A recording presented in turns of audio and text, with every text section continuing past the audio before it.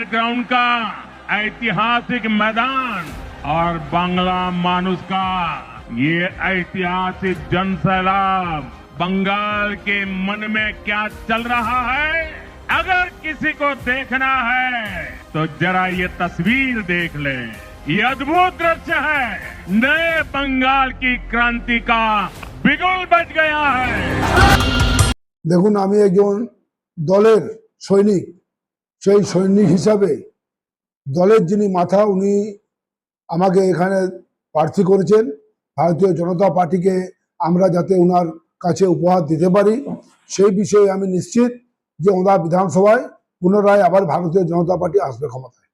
আপনারাও লক্ষ্য রাখবেন, মানুষ খালি সময়ের অপেক্ষা, তারা তাকিয়ে আছেন যে কবে ভোটটা হবে।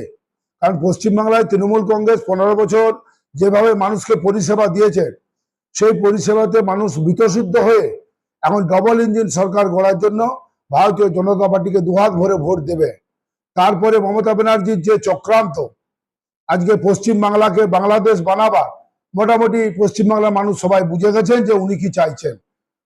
মানুষের কাছে যাচ্ছি এই হিসাবে যে গোটা ভারতবর্ষে মাননীয় মোদীজি যে কাজ পশ্চিমবাংলায় আমরা মোদীজিকে না দিতে পেরেছি, কিন্তু তা সত্ত্বেও যে ধরনের জনহিতকর কাজ মোদীজি পশ্চিমবাংলাবাসীকে দিয়েছেন, আর এই তৃণমূল কংগ্রেস সরকার যেভাবে পশ্চিমবাংলাকে লুট করেছেন, মানুষ বুঝে নিয়েছে যে আমাদের ডবল ইঞ্জিন সরকার চাই। এটা এই 15 বছরে বামফ্রন্ট ছিল, ওদের এই ধরনের ছিল না, কিন্তু এই তৃণমূল কংগ্রেস ক্ষমতায় আসার পরে এটা মমতা ব্যানার্জির কালচার, যে কোনো ভাবে মানুষকে ভীতি প্রদর্শন করে তাদের ন্যায্য অধিকারকে কাড়িয়ে নিয়ে সে যেভাবে বিভ্রান্তি করা যায় সেটাই করছে। পুলিশ প্রশাসন থেকে শুরু করে সমস্ত স্তরের প্রশাসন অবধি মমতা ব্যানার্জি এটা করেছে। পশ্চিমবাংলাতে মমতা ব্যানার্জির একটাই প্রকল্প, সেটা হচ্ছে নিজের ভাইপোর নীল সাদা রঙের যে রঙের কারবার আছে সেটাকে কিভাবে টাকা পাইয়ে দেওয়া, আর জনতা জনার্দনের ট্যাক্সের টাকায় একমাত্র মমতার প্রকল্প হচ্ছে লক্ষ্মীর ভান্ডার। বাকিটা হচ্ছে সারা পশ্চিমবাংলাতে লুট তোলা চলছে, লুট। পঞ্চায়েত সমিতি, জেলা পরিষদ যেখানে যাবে হাজার হাজার কোটি কোটি টাকা লুট হচ্ছে। তাছাড়া মমতা ব্যানার্জির পশ্চিমবাংলায় 15 বছরে কোনো প্রকল্প, আমরা তো গোদা বাংলায় বাঁকুড়া জেলার লোক, আমরা যতবার মমতা ব্যানার্জি এবং আমরা নিজের বাবাকেই বেশি বাবা বলি, কিন্তু মমতা ব্যানার্জির সরকার নিজের বাবাকে যতবার বাবা না বলে মোদিজিকে ততবার বাবা বলে। মোদিজির সমস্ত প্রকল্পকে ব্ল্যাকমেল করে মমতা ব্যানার্জি চালাচ্ছে। পশ্চিমবাংলায় তৈরি হয়েছে, এটার কারণ হচ্ছে সম্মানীয় মুখ্যমন্ত্রী, ওনার তত্ত্বাবধানে এই ধরনের কাজ কারবার চলছে। আজকে পশ্চিমবাংলায় দেখতে পাচ্ছেন আমরা 65 ভাগের উপরে হিন্দু, তাও এই 32% অন্য কমিউনিটির জন্য আমাদের লোকরা আতঙ্কিত হয়ে আছে বাঙালিরা। সেই পজিশনটাকে কাটাতে হবে এই সরকারকে এনে। কিন্তু এতদিন তো ছিল বাংলা বাঙালি, আমরা হিন্দু মুসলিম সমস্ত সম্প্রদায় তো এক ছিল, এই ভেদাভেদের সৃষ্টিকারী হচ্ছে মমতা ব্যানার্জি। আপনাদের মাধ্যমে এটাই বলতে চাই, ভারতবর্ষের 12টি রাজ্যে এই এসআর প্রক্রিয়া চলছে, আর 2টি কেন্দ্রশাসিত রাজ্যে চলছে। কোনো জায়গাতে কোনো রাজ্যে কোনো অশান্তির বাতাবরণ নেই।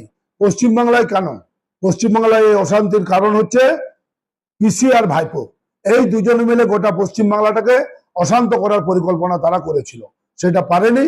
তাই এখন যত ধরনের আছে না আছে সব বলবে। কারণ পশ্চিমবাংলায় তো আমরা দেখতে পেলাম যে মমতার কেন্দ্রে 47,000 ভুয়া ভোটার, ববি হাকিমের কেন্দ্রে 63,000 ভুয়া ভোটার, চন্দ্রিমা ভট্টাচার্য থেকে শুরু করে কলকাতা লাগোয়া সমস্ত সিটে সব ভূতে ভর্তি হয়ে আছে। এই ভূত কারা? এটা মমতা ব্যানার্জির আবিষ্কার করা ভূত। আচ্ছা, আমাদেরকে কোনো সরকারি মিটিংয়ে মমতা ব্যানার্জি ডাকেন না, না বিডিও অফিসে, না ডিএম অফিসে, না কোনো সরকারি অনুষ্ঠানে। আমাদের পশ্চিমবাংলায় বিরোধী দলের যারা বিধায়ক তাদের অবস্থা বাম্মা মরা ছেলের মতো। তা সত্ত্বেও আমি মানুষের পাশে থাকি যে কোনো সময়। এখন বিধায়ক হয়েছি বলে নয়, আমার রাজনৈতিক জীবনের বাইরেও আমার একটা খেলাধুলার জগৎ আছে। আমি মানুষের পাশে পরিষেবা দিই।